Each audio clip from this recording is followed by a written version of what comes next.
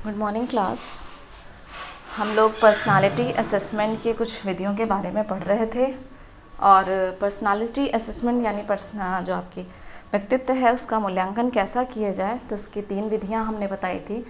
Objective method, subjective method and projective method.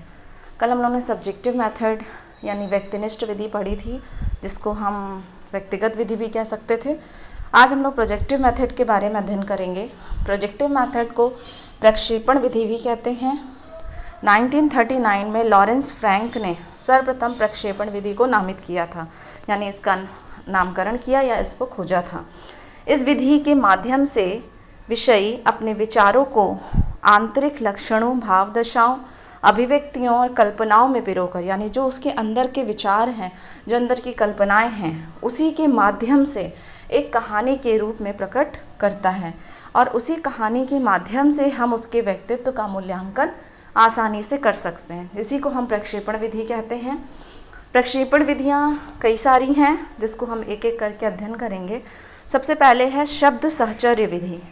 शब्द सहचर्य विधि, जिसको English में वर्ड एसोसिएशन टेस्ट भी कहते हैं, जिसका निर्माण कह सकते हैं या जिसकी सर्वप्रथम खोज जो किसने की थी, जुंग ने की थी। जुंग ने शब्द सहचर्य परीक्षण का निर्माण किया था। इस विधि में क्या होता है, इस विधि में कई शब्द दिए जाते हैं। जो हमारा सब्जेक्ट होता है, उस सब्जेक्ट को शब्द दिए जाते हैं और उस शब्द से संबंधित बिना टाइम गवाए 1 सेकेंड में उसके दिमाग में जो भी सेंटेंस आता है वो उसके सामने लिख देता है। तो एक सीक्वेंसेस यानी एक लिस्ट दी जाती है शब्दों की, और उन शब्दों से संबंधित जो उसके दिमाग में चीज़ें आती हैं वो उसको लिख देता है। उन्हीं सेंटेंस के आधार पर हम उसका व्यक्तित्व का मूल्यांकन कर लेते हैं। जैसे हमने एग्जाम्पल के तौर पे दिया कि अगर हमने घर दिया, अब जैसे ही घर हमने बोला तो उसके दिमाग में तुरंत आ गया मेरा घर बहुत सुंदर है, या कोई कह सकता है मेरा घर मुझे अच्छा नहीं लगता। माँ दिया, मेरी माँ अच्छा खाना पकाती है, मेरी माँ अच्छी है। इस तरीके से जो उसके दिमाग में एट प्रेजेंट जो शब्द आता है, जो वाक्य आता है, उसको वो लिख देता है और उन्हीं वाक्यों का मूल्यांकन करके हम उस सब्जेक्ट की पर्सनालिटी को चेक कर लेते हैं या उसका मूल्यांकन कर लेते हैं। नेक्स्ट विधि जो है वो वाक्य पूर्ति परीक्षण, सेंटेंस कंप्लीशन टेस्ट जिसको कहते हैं। इसका निर्माण 1950 में रॉटर ने किया था। 1950 में रॉटर ने किया था।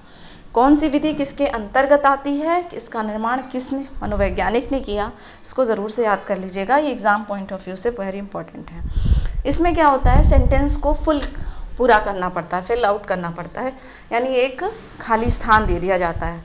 अब खाली स्थान में आपको अपने शब्दों के माध्यम से उसकी पूर्ति करनी पड़ती है। जैसे मेरा लक्ष्य डैश है, कोई लिख सकता है मेरा लक्ष्य डॉक्टर बनना है, मेरा लक्ष्य ये है। तो जैसा उसके दिमाग में जो चीज़ आती है उसके हिसाब से वाक्य की पूर्ति करता है और उसी वाक्य पूर्ति के सेंस के आधार पर उसके पर्सनालिटी का हम मूल्यांकन कर लेते हैं।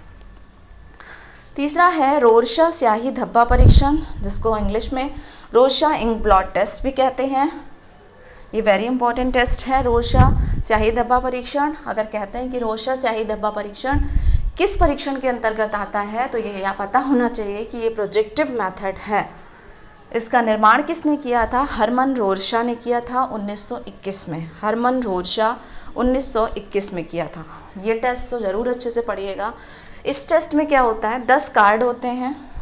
10 कार्ड में से 5 कार्ड ब्लैक एंड वाइट, यानी कि ब्लैक और वाइट कलर के इंक ब्लॉट होते हैं। उस पर 2 कार्ड जो होते हैं वो black, white and red colour के होते हैं। 3 कार्ड मल्टी कलर के होते हैं। टोटल 10 होते हैं, 5 black and white, 2 black, white and red और 3 मल्टी कलर के। अब इसमें क्या होता है, इन 10 कार्डों में से कुछ मिला के कुछ कार्ड जिस सब्जेक्ट की जिसकी हमको पर्सनालिटी चेक आउट करनी होती है, उनको ये कार्ड दिखाए जाते हैं और कार्ड दिखाने के बाद उनसे पूछा जाता है कि कौन सा चित्र उकेर रहा है, कौन सा चित्र दिखाई दे रहा है। कोई ना कोई चित्र दिखाई देता है। जैसे एक चित्र दिखाया गया तो ये ब्लैक एंड वाइट कार्ड का दिखाया गया और उनसे पूछा गया, तो कोई कह रहा है मुकुट के जैसा है, कोई कहता है कि कोई आकृति है, कोई कहता है कोई कीट जैसा है, समुद्री कीड़े जैसा है, कोई कहता है मास्क जैसा है। तो जिसकी जैसी सोच होगी उस समय, उसके अकॉर्डिंग वो बताता है। तो इस तरीके से हम रोरशा स्याही धब्बा परीक्षण के द्वारा जो हमारा सब्जेक्ट है उसकी पर्सनालिटी को हम असेस कर लेते हैं। अगला है विषय आत्मबोधन परीक्षण। इसके हम थीमेटिक एप्रिशिएशन टेस्ट भी कहते हैं इसको, और इसका एक नाम और है प्रासंगिक अंतर्बोध परीक्षण। इसको हम विषय आत्मबोधन परीक्षण भी कहते हैं, प्रासंगिक अंतर्बोध परीक्षण भी कहते हैं, थीमेटिक एप्रिसिएशन टेस्ट भी कहते हैं। इसका निर्माण किसने किया था और इसका शॉर्ट फॉर्म जो है इसको हम TAT कहते हैं, टैट। इसको TAT कहते हैं, इस नाम से भी जाना जा सकता है कि टैट के नाम से कौन सा प्रक्षेपण टेस्ट या ये प्रोजेक्टिव मेथड है, तो ये पता होना चाहिए। थीमेटिक एप्रिसिएशन टेस्ट को हम टैट कहते हैं, प्रासंगिक अंतर्बोध परीक्षण, विषय आत्मबोधन परीक्षण। इसका निर्माण CD मॉर्गन ने किया था और हेनरी मुरे, दो साइकोलॉजिस्ट थे, CD मॉर्गन और हेनरी मुरे। 1935 में इसका निर्माण किया था। इसमें 30 चित्र इन्होंने जो निर्माण किया वो 30 चित्र होते हैं इस टेस्ट में। 30 चित्र में से 10 चित्र ऐसे हैं जो मेल के लिए होते हैं, 10 चित्र फीमेल के लिए और 10 चित्र बोथ मेल एंड फीमेल दोनों को दिखा सकते हैं।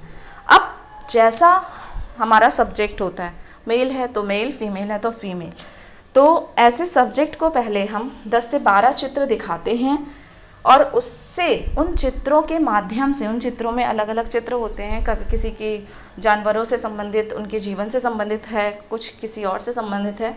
उन चित्रों के माध्यम से क्या कहानी बन रही है, उन चित्रों को एक संगठित रूप में करके हम सब्जेक्ट से पूछते हैं कि क्या कहानी बन रही है या कहानी बन सकती है फ्यूचर में, तो वो उस कहानी को फिर बताता है।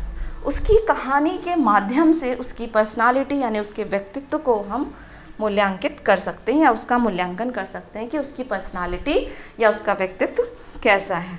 इसी को हम टैट कहते हैं या थीमेटिक एप्रिसिएशन टेस्ट कहते हैं। उसी के बाद जैसे टैट है थीमेटिक एप्रिसिएशन टेस्ट, उसी तरीके से कैट है यानी CAT बालक अंतर्बोध परीक्षण जिसको कहते हैं या चिल्ड्रंस एप्रिसिएशन टेस्ट कहते हैं। TAT थीमेटिक एप्रिसिएशन टेस्ट विषय अंतर्बोध परीक्षण और CAT बालक अंतर्बोध परीक्षण या चिल्ड्रंस एप्रिसिएशन टेस्ट। इसका निर्माण किसने किया था? डॉक्टर लियोपोल्ड बैलेक ने किया था।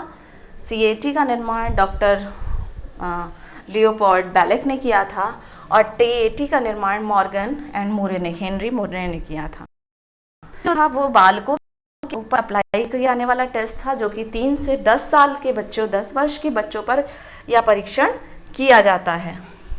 इस परीक्षण में क्या होते थे? 10 कार्ड होते थे और 10 कार्ड में जीव जंतुओं के जीवन से संबंधित चित्र होते थे। इन्हीं 10 कार्डों में से कुछ कार्ड बच्चों को, 3 से 10 वर्ष के बच्चों को दिखाए जाते थे और फिर उनसे कहा जाता था कि उससे संबंधित बताएं कि उनके दिमाग में कौन सी कहानी चल रही है। एक कहानी फॉर्म में उसको पूछते थे, तो जैसी वो कहानी बच्चा नरेट करता था या उसका वर्णन करता था, उसी कहानी के अनुसार हम उस बच्चे की पर्सनालिटी को चेक कर लेते थे या उसको समझा देते थे, बता लेते थे, उसका मेजरमेंट कर लेते थे। तो इस तरीके से ये बालक अंतर्बोध परीक्षण है। ये हमारे कुछ प्रोजेक्टिव मेथड थे। अब हम बात करते हैं ऑब्जेक्टिव मेथड की, जो कि वस्तुनिष्ठ विधियां हैं। ऑब्जेक्टिव मेथड में कई सारी विधियां हैं, जैसे रेटिंग मापनी, साक्षात्कार विधि, आत्मकथा विधि, व्यक्ति इतिहास विधि, प्रश्नावली विधि, समाज मिति विधि। पहले है रेटिंग मापनी यानी कि रेटिंग स्केल। रेटिंग स्केल अगर हम किसी सब्जेक्ट का, किसी विषय का, हमें पर्सनालिटी उसकी चेक करनी होती है या किसी फैक्टर को चेक करना होता है उसकी, तो हम कुछ रेटिंग कर देते हैं। जैसे हाँ पे हमने 1 नंबर दे दिया, नहीं पे 2 नंबर दे दिया, कह नहीं सकते, कुछ हद तक कह सकते हैं, कोई भी चीज़। जैसे हमने कहा कि आपको खाना मैथ्स अच्छी नहीं लगती है, क्यों नहीं लगती है? तो उसके कारण में मन नहीं लगता है 1 नंबर, कठिन लगता है 2 नंबर। इस तरीके से हमने रेटिंग दे दी, तो इसको रेटिंग स्केल कहते हैं कि किसी विषय की जो पर्सनालिटी हमें चेक करनी, फैक्टर चेक करना है, उसके हिसाब से हम रेटिंग 1, 2, 3, 4, 5 करके दे देते हैं और उस पर टिक आउट करके हम उसकी पर्सनालिटी को देख सकते हैं। साक्षात्कार विधि, जिसको हम इंटरव्यू मेथड भी कहते हैं। साक्षात्कार विधि तो सभी को पता है कि अगर किसी एक पर्सनल के बारे में हमें जानना होता है, उसकी पर्सनालिटी के बारे में जानना होता है, तो हम उसको आमने सामने बैठा करके या मोबाइल के थ्रू, फ़ोन के थ्रू हम उसका इंटरव्यू यानी साक्षात्कार कर सकते हैं। हमारे मन में जो प्रश्न आते हैं उससे संबंधित हम उससे प्रश्न पूछ करके उनका उत्तर जान लेते हैं। उसके बाद है आत्मकथा विधि, ऑटोबायोग्राफी मेथड, यानी इसके माध्यम से भी हम किसी के व्यक्तित्व को जान सकते हैं। अगर कोई व्यक्ति अपनी आत्मकथा लिखता है, ऑटोबायोग्राफी लिखता है, तो वो अपने जीवन के पहलुओं को उकेरित करता है। जो उसके जीवन में छिपी हुई भावनाएं हैं, जो विचार हैं, उनको वो अपनी जीवनी में या अपनी आत्मकथा में लिखता है। तो उसकी आत्मकथा के माध्यम से भी हम उसकी पर्सनालिटी को चेक कर सकते हैं।